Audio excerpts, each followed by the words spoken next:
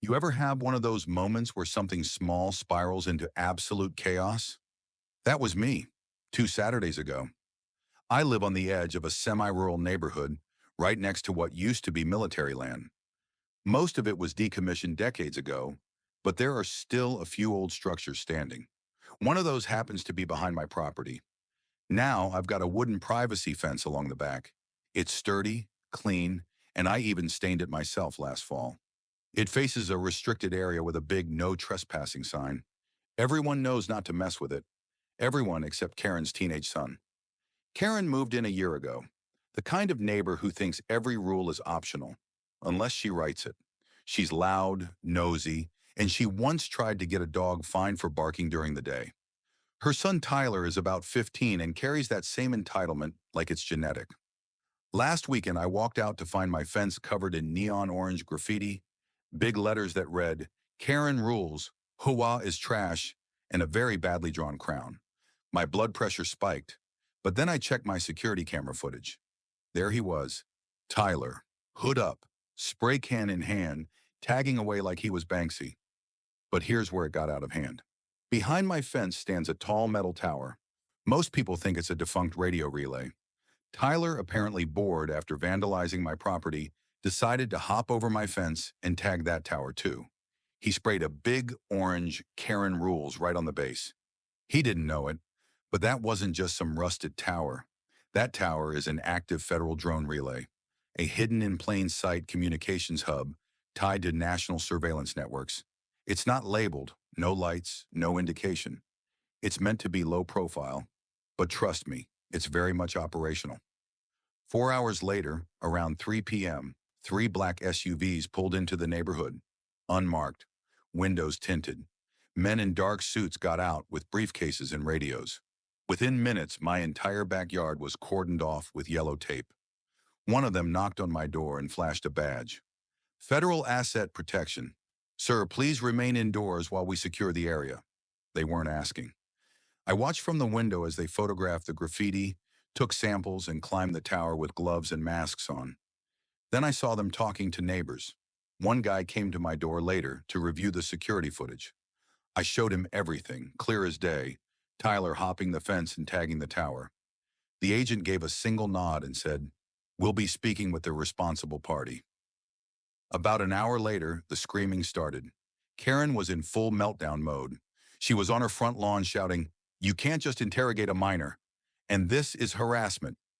Her son was sitting on the curb with two agents, calmly taking notes. Turns out Tyler had tagged the drone tower with non-removable paint, the kind that interferes with equipment. His little graffiti session? It wasn't just property damage. It was a potential breach of national security.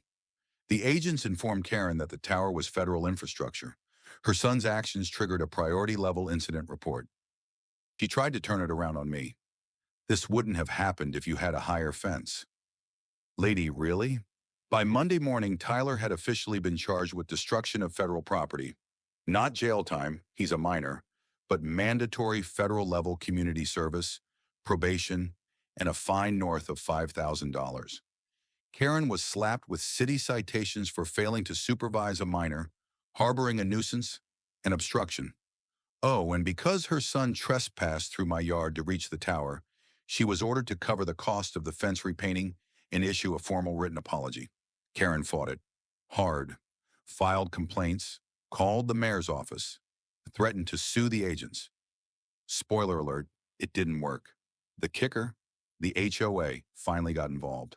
And despite Karen's long-standing threats and complaints about everyone else's yard, they hit her with three violations: public nuisance, damage to neighboring property, and behavior unbecoming of a resident. She went from queen bee to full-on neighborhood pariah in 48 hours. You'd think that'd be enough, but the ending was the real cherry on top. The agency in charge of the drone tower required the graffiti to be removed using their approved cleaning protocols.